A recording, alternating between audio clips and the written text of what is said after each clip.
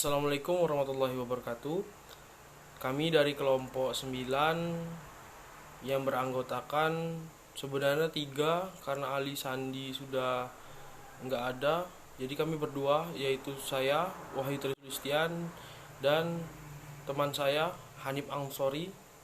Kami dari kelompok 9 mencari tentang klarifikasi hadis. Kata hadis secara etimologi berarti komunikasi, cerita, percakapan baik dalam konteks agama atau duniawi. Dalam konteks sejarah atau peristiwa dan kejadian aktual, penggunaan dalam bentuk kata sifat atau adjektif mengandung arti al-jadid, yaitu baru, lawan dari Al-Quran yang lama. Dengan demikian, pemakaian kata hadis di sini seolah-olah dimaksud untuk membedakannya dengan Al-Quran yang bersifat qadim. Berikut merupakan penjelasan mengenai kualifikasi hadis. A. Kualifikasi hadis berdasarkan jumlah perwinya. Ditinjau dari segi jumlah perwinya, hadis terbagi kepada perwinya. Hadis terbagi menjadi 2, yaitu hadis mutawatir dan hadis ahad. Di antara ulama hadis ada yang membaginya menjadi 3, yaitu hadis mutawatir, hadis musyahur, dan yang terakhir hadis ahad. Berikut merupakan penjelasan masing-masing hadis. Hadis 1. Hadis mutawatir. Pengertian hadis mutawatir. Mutawatir secara bahasa adalah isim fa'il dari kata al-tawatur, yang berarti al-tatabu, yaitu berturut-turut.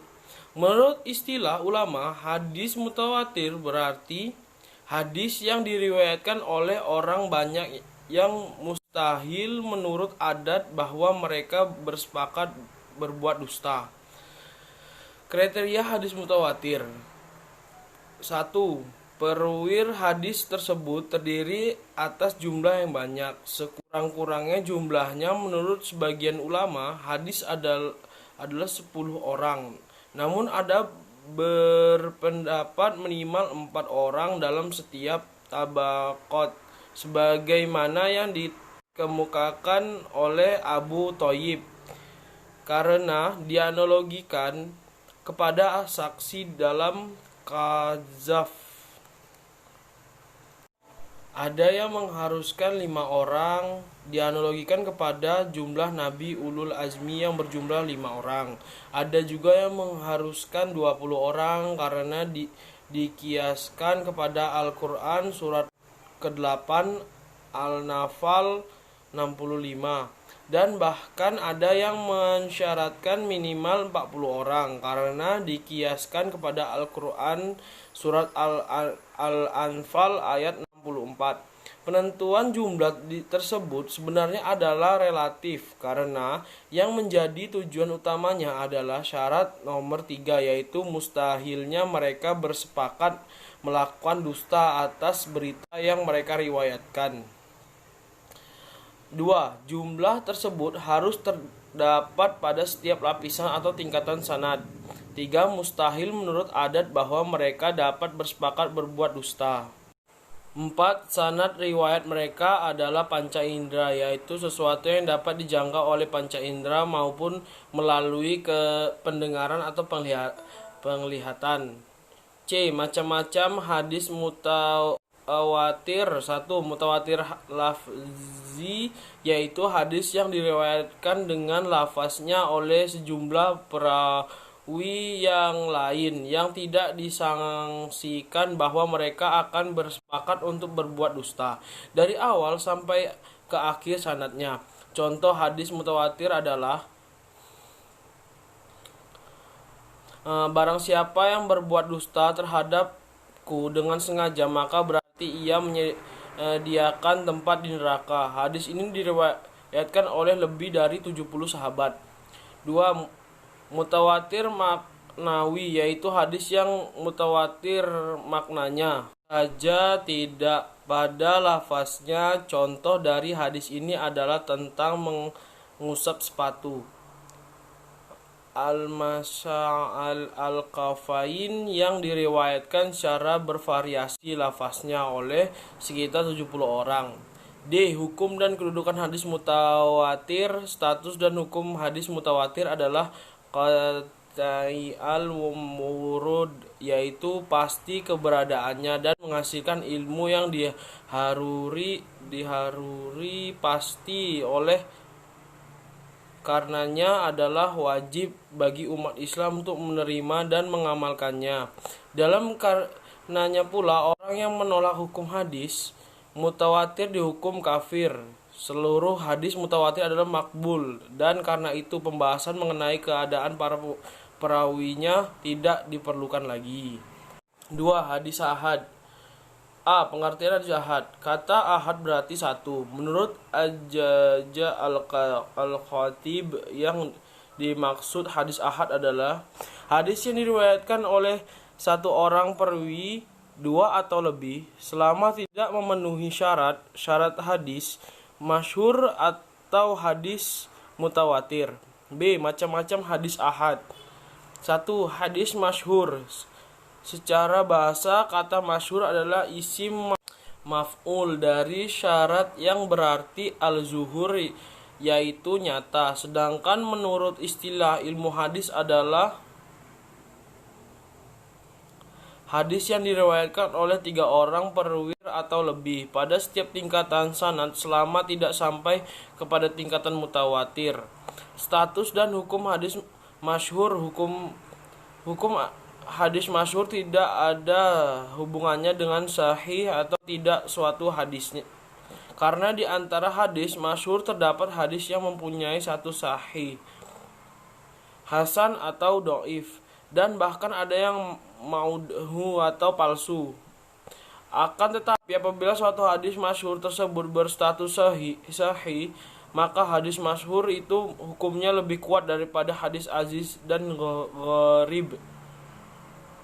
Di kalangan ulama Hanafiyah, hadis masyhur hukumnya adalah jahan, yaitu mendekati yakin sehingga wajib mengamalkannya. Akan tetapi karena kedudukan tidak sampai kepada derajat mutawatir, maka tidaklah dihukumkan kafir bagi orang yang menolak atau tidak beramal dengannya.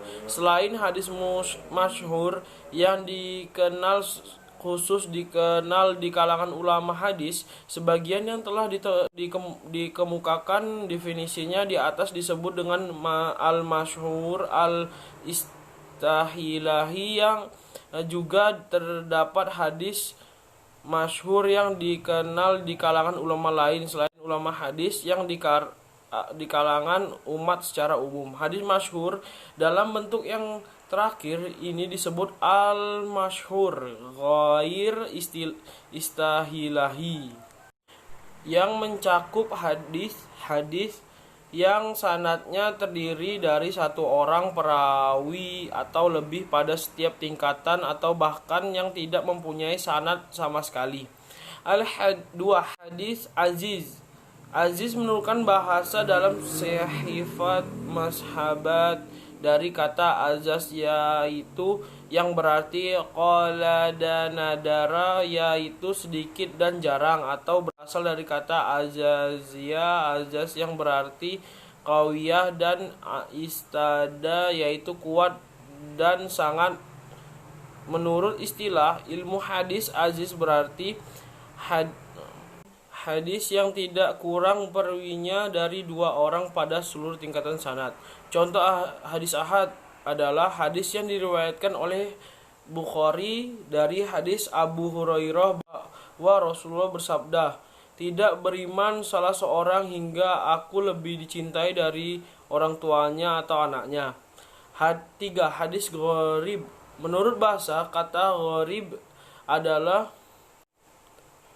sifat musyabahat yang berarti al-munfarid atau al-ba'id na'aqribihi, yaitu menyendiri atau jauh dari kerabatnya. Sedangkan menurut istilah ilmu hadis berarti rawi wahidu birawatihi yanfuridu ma huwa, yaitu hadis yang menyindir seorang perawi dalam periwayatannya. Dari hadis di atas disimpulkan bahwa hadis gharib yaitu hadis yang diriwayatkan oleh seseorang perawi baik pada setiap tingkatan sanad atau pada bagian tingkatan sanad, dan bahkan mungkin hanya pada satu tingkatan sanad.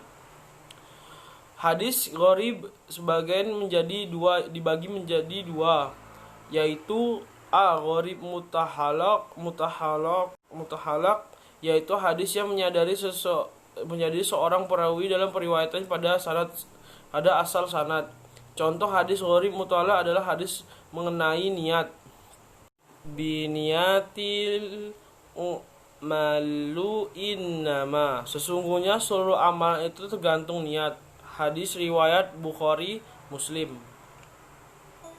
B. Gharib nasbi adalah hadis seorang yang diriwayatkan oleh lebih dari seorang perawi pada asal sanad, namun di pertengahan sanadnya terdapat tingkatan yang perawinya hanya sendiri. Contoh hadis gharib nasib adalah hadis yang diriwayatkan oleh Malik dari Al-Zuhri dari Anas radhiyallahu anhu bahwa Rasulullah Shallallahu alaihi wasallam memasuki kota Mekah dan di atas kepalanya terdapat al-mighfar, alat penutup kepala.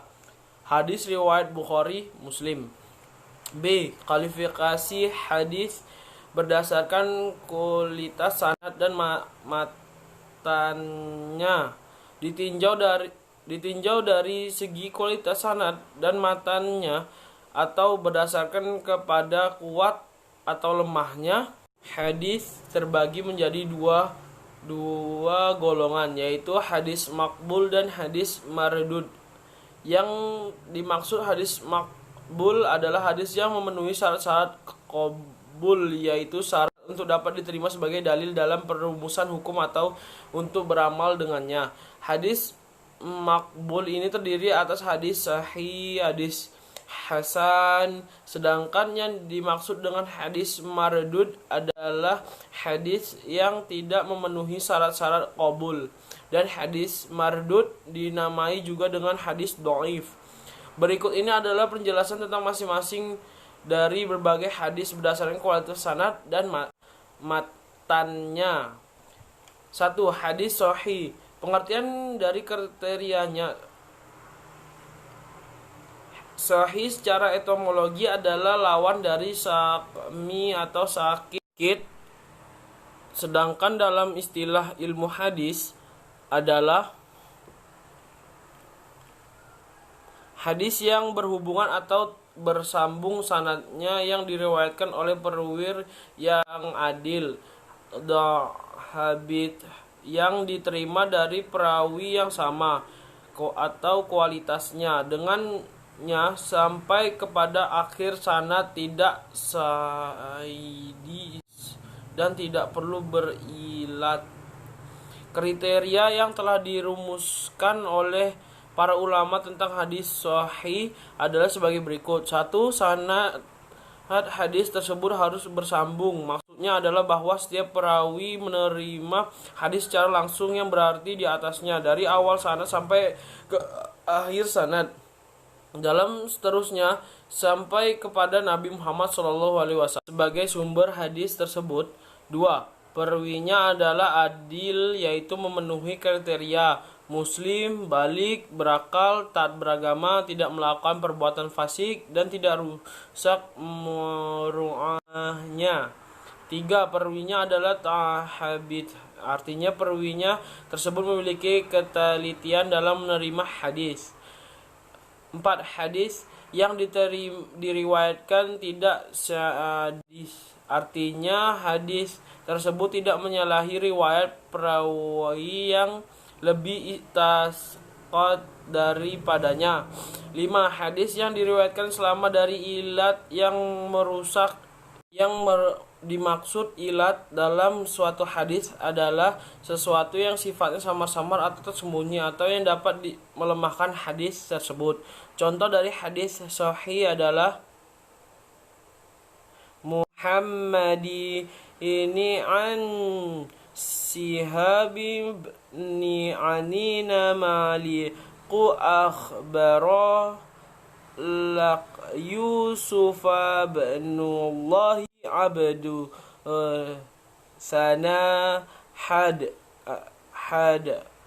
qala sahihi fil Bukhari akhrajahu ma bi tauril rila makhribi qara fi wa salama alaihi Allahu sallallahu rasul sami'tu qala abihi an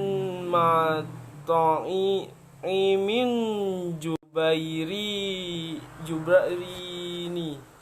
Hadis diriwayatkan oleh Bukhari di dalam sahihnya. Ia berkata, telah menceritakan kepada kami Abda'al ibni Yusuf berkata, telah mengabarkan kepada kami Malik dari ibni Sahib dari Muhammad ibni Jubair bin Mutahaim dari ayahnya yang berkata, aku mendengar Rasulullah SAW membaca surat At-Tur pada waktu sholat maghrib. Hadis di atas dapat dikatakan sahih karena telah memenuhi syarat kesahihan suatu hadis sebagai yang terlihat pada keterangan berikut. 1. Sanad hadis tersebut bersambung. 2. Para perawi hadis tersebut adalah dalil dan dahbit. Hal tersebut telah diteliti oleh para ulama jarh dalam ulama ta'dil yang berinci keterangan sebagai berikut. A. Abdul ibni Yusuf adalah seorang yang tasik dan mutakan. B. Malik ibn Abbas adalah imam hafiz. C. Ibni Syahib adalah seorang fikih hafiz mutafaq al-jalalati dan itiknihi. D. Muhammad ibni Jubair adalah tasqiqat. Jabir ibn Mutaim adalah sahabat dan para ahli hadis telah sepakat menyatakan keadilan sahabat.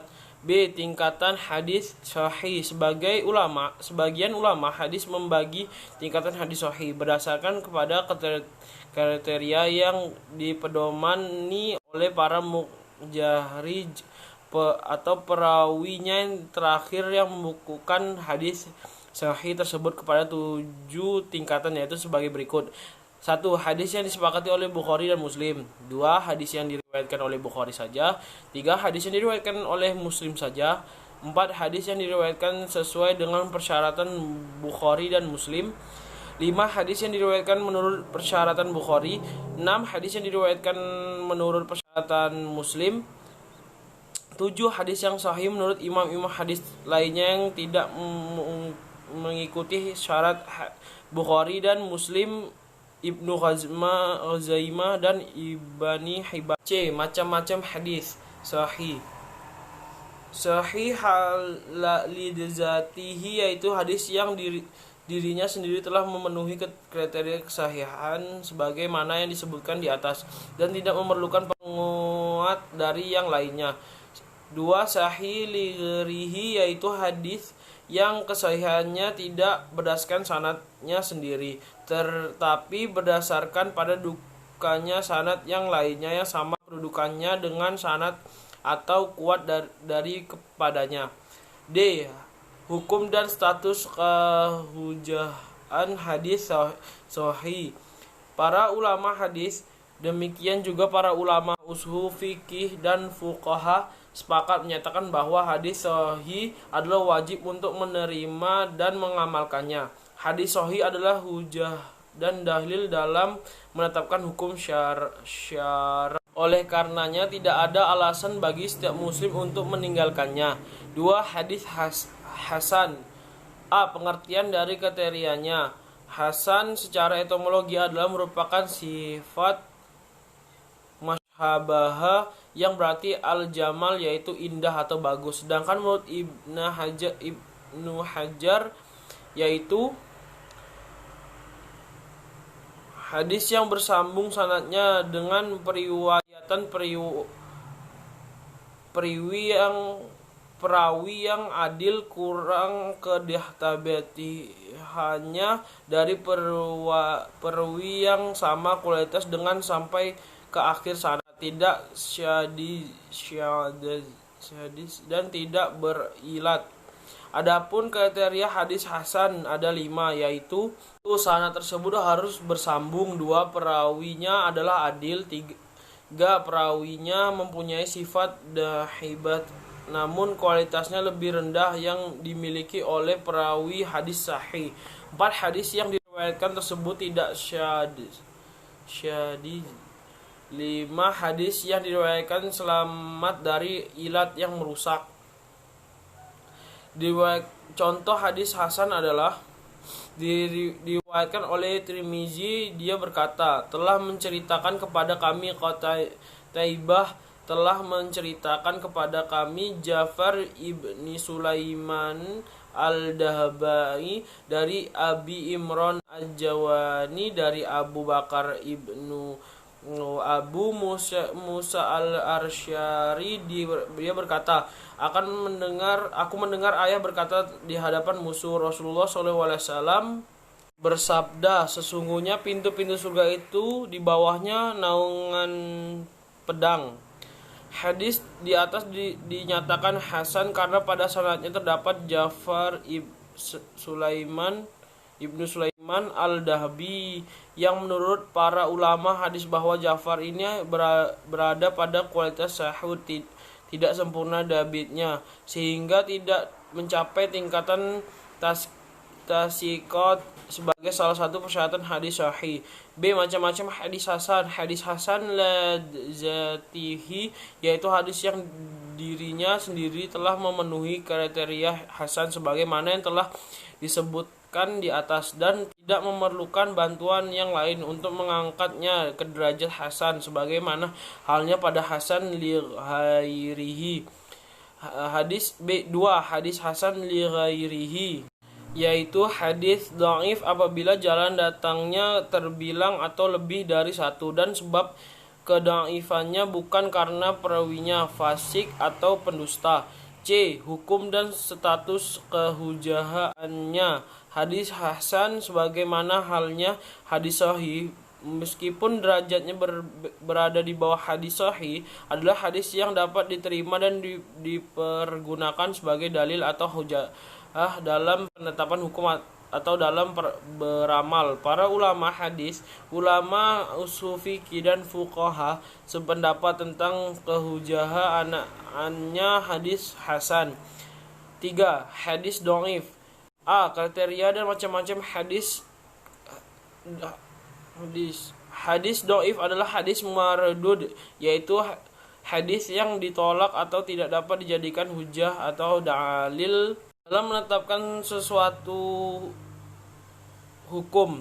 Kata dhaif secara bahasa adalah lawan dari al-qawi yang berarti lemah. Pengertian menurut istilah ulama hadis adalah wala hasan lahi sif tayajam ma'ulam huwa.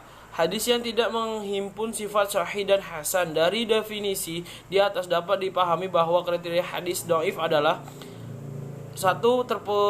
Terputusnya hubungan suatu perawi dari perawi lain di dalam sanad hadis tersebut yang seharusnya bersambung. 2. Terdapatnya cacat pada diri salah seorang perawi atau mantan dari hadis tersebut. Macam-macam hadis dhaif. Berdasarkan kepada sebab-sebab kedhaifannya suatu hadis dhaif terbagi kepada beberapa macam, yaitu pembagian hadis dhaif ditinjau dari segi terputusnya sanad. Yang pertama, hadis mu'allaq. Secara etimologis, kata mu'allaq adalah isim maf'ul dari kata alaqa yang berarti menggantungkan sesuatu pada sesuatu yang lain sehingga ia menjadi tergantung. Menurut istilah ilmu hadis, hadis mu'alaq adalah at-tawali ala rawi wa uksaru isnadihi mabda'i mimma hudifa. Hadis yang dihapus dari awal sanadnya seorang perawi atau lebih secara turut-temurun.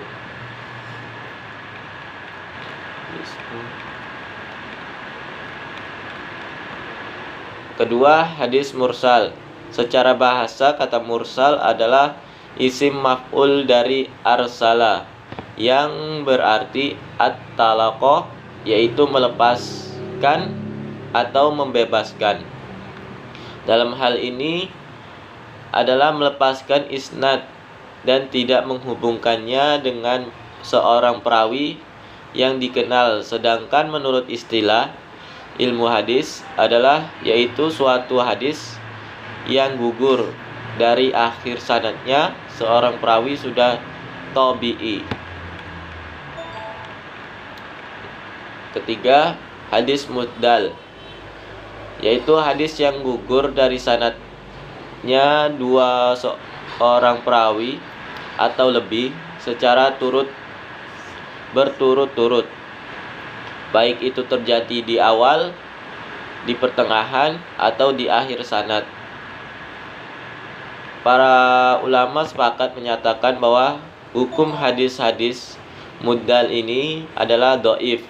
Bahkan keadaannya lebih buruk dari hadis mursal dan hadis muttaqi karena perawi yang gugur di dalam sanadnya lebih banyak. Tempat hadis muqatti.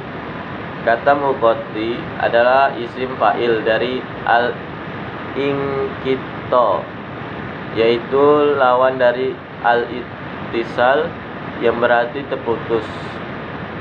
Menurut istilah hadis, ilmu hadis adalah yaitu suatu hadis yang tidak tersambung sanadnya, dan keterputusan sanad tersebut bisa terjadi di mana saja. Yang kelima, hadis mudalas.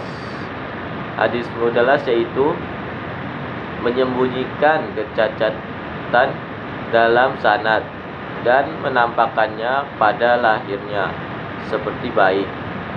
Mudalas terbagi menjadi dua, yaitu pertama, tadlis al-isnad. Yang kedua, tadlis al-syusyuk. C. Klasifikasi hadis berdasarkan tempat penyandarannya.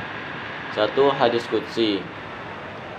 Secara etimologi, kata al-qudsi adalah nisbah atau sesuatu yang dihubungkan kepada al-quds yang berarti suci.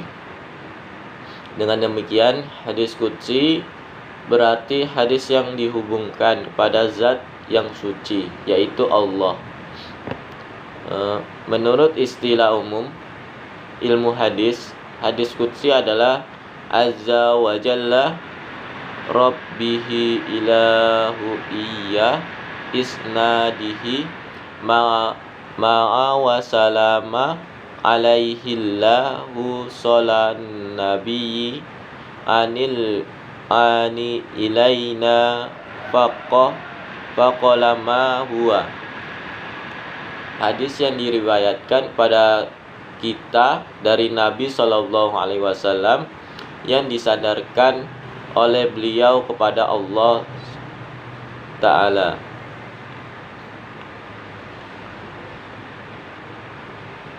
Perbedaan hadis qudsi dengan Al-Quran. Yang pertama, Al-Quran lafaz dan maknanya berasal dari Allah, sedangkan hadis qudsi maknanya berasal dari Allah, sementara lafaznya berasal dari Rasulullah. Yang kedua, Al-Quran hukum membacanya adalah ibadah, sedangkan hadis qudsi hukumnya bukanlah ibadah. Ketiga, periwayatan dan keberadaan Al-Quran disyaratkan harus mutawir, Sementara hadis qudsi periwayatannya tidak disyaratkan. Mutawir. Keempat, Al-Quran adalah mukjizat dan terpelihara dari perubahan dan pertukaran, serta tidak boleh diriwayatkan secara makna. Hadis qudsi bukanlah mukjizat, dan lafaz serta susunannya, kalimatnya bisa saja berubah karena dimungkinkan untuk diriwayatkan secara makna. Kelima, Al-Quran dapat dibaca dalam salat, sementara hadis qudsi tidak dapat dibaca ketika sedang melaksanakan salat. Kedua, hadis marfu. Hadis marfu adalah hadis yang disandarkan kepada Nabi Shallallahu Alaihi Wasallam dalam bentuk perkataan, perbuatan, takrir, atau pengakuan, atau ketetapan, atau sifat. 3. Hadis mauquf. Menurut Ajaz Al-Khatib mengemukakan definisi hadis mauquf adalah hadis yang diriwayatkan dari sahabat dalam bentuk perkataan beliau, perbuatan, atau takrir, baik sanadnya muttasil atau munqati.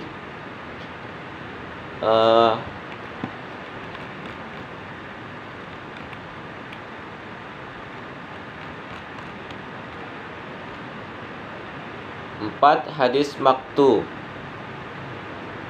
Secara etimologi, kata kota adalah lawan dari wasala, yang berarti putus atau terputus. Sedangkan secara terminologi yaitu fi'la aulahu kaulan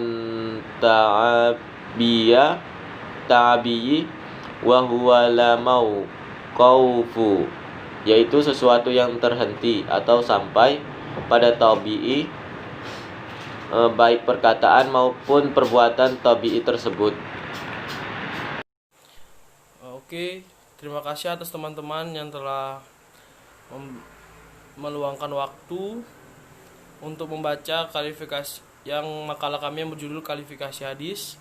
Selebih kurangnya kami minta maaf apabila kami tidak membaca atau menjelaskan